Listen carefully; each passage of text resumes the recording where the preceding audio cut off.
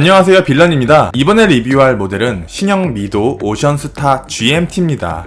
이 모델을 보내주신 구독자님께서는 첫 시계를 티스로 시작하시고 스와치 그룹에 대한 애정이 있으셔서 해밀턴 세르티나를 비롯해서 스와치 그룹의 브랜드를 모으실 계획이라고 합니다. 특이하게도 브랜드가 아니라 그룹의 애정을 가지고 계시네요. 따라서 미도라는 브랜드, 오션스타라는 모델 리뷰 플러스 스와치 그룹에 대한 이야기를 해보고자 해요. 2002년 우리가 월드컵에 미쳤을 당시 스와치의 회장이었던 하이엑 할베는 우리에게 자유를 달라라고 선언해요.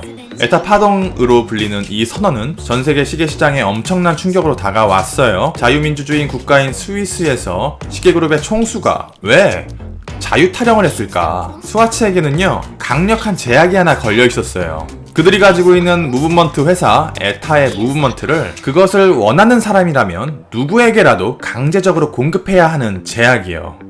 왜 이런 말도 안 되는 제약이 스와치 그룹에 붙어 있을까? 왜냐면 시계업계에서 스와치 그룹이 가진 파워는 너무 세고 에타 무브먼트 회사가 가지고 있는 독점적인 지위는 너무나 강력해서 스위스 반독재 규제 기관인 콤코가 스와치에게만 적용되는 특별한 제약을 부여한 거예요. 스와치가 마음만 먹으면 무브먼트 수량만 조절하면 수많은 시계 브랜드들 순식간에 파산이니까요. 콤코는 이런 상황을 두려워한 것 같아요. 유럽인들은 독점의 미래가 종말이라는 것을 정말 잘 이해하고 있어요. 만약 구글의 핵이 떨어졌어. 그래서 애플이 핸드폰 운영체제를 100% 지배하는 상황이 왔다고 가정해 봅시다. 애플이 이제부터 iOS를 지나가는 모든 라인에 수수료를 물리겠다. 앱스토어 등록비를 100만원으로 올리겠다.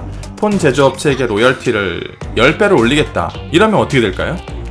콤코는 손오공을 컨트롤하는 삼장법사고 스와치는 족쇄가 풀리면 미쳐 날뛰는 손오공인 거죠. 그러면 스와치는 어떻게 사왕 수준의 강력한 힘을 갖게 되었을까? 1960년대로 돌아가 봅시다.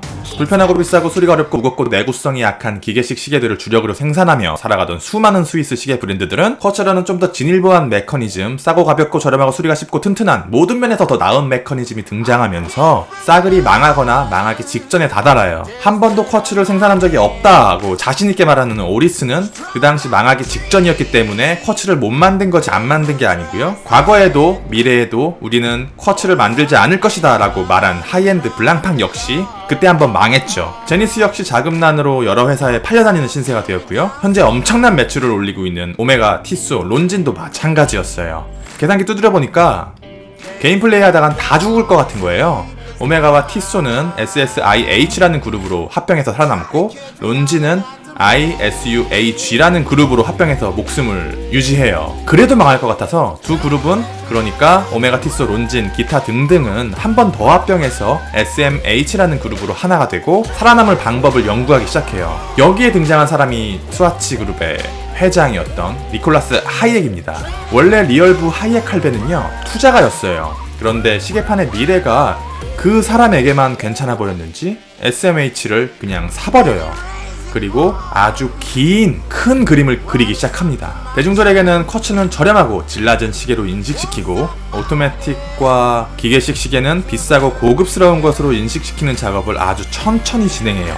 아주 천천히. 스와치라는 브랜드를 런칭하면서 아주 저렴하고 패셔너블한 디자인으로 쿼츠 시계들을 전 세계에 판매하면서 엄청난 성공을 거두고 대중들에게 쿼츠는 저렴하다라는 인식을 확실히 심어버립니다. 반면에 오토매틱을 포함한 기계식 시계는 주얼리화 및 계급화를 진행하고요. 혹자는 시계의 계급이 어딨어? 모든 시계가 다 소중하지 라는 이상주의적이고 현실도피적인 말을 하곤 하지만 시계 브랜드의 계급은 엄연히 존재해요. 등급이란 말로 대체할게요. 이 등급은 우리가 정하는 게 아니야. 하이엑 할베 같은 큰 손들의 손가락 안에서 우리는 시계 생활을 하는 거고요.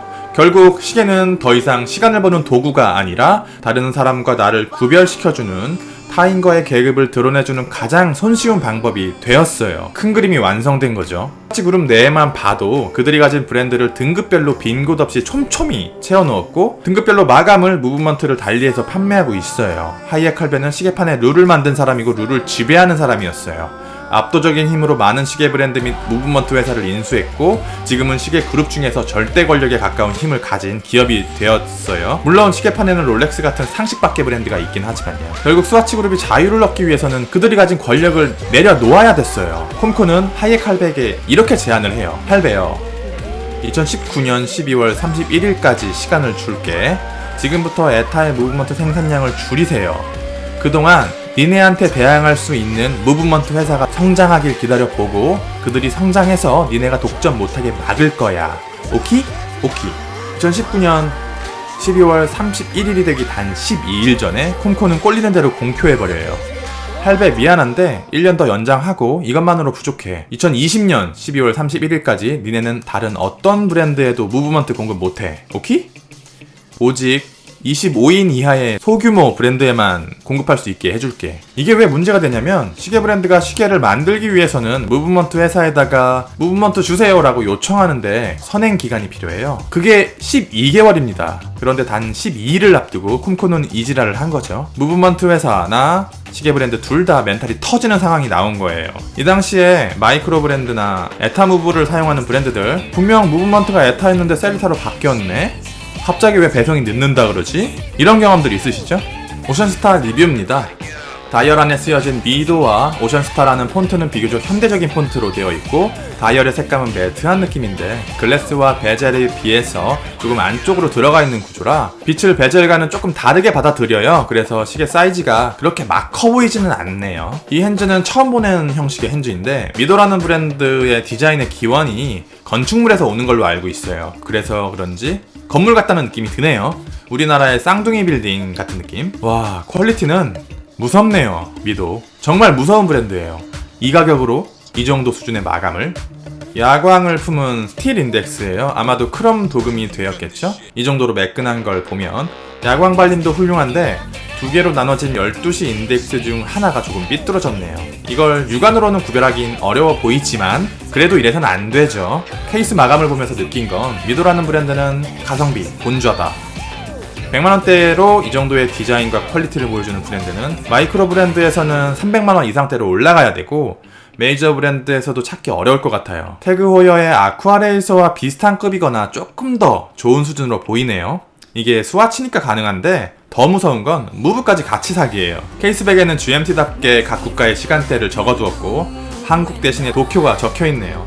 사이즈는 44mm로 커요. 큽니다.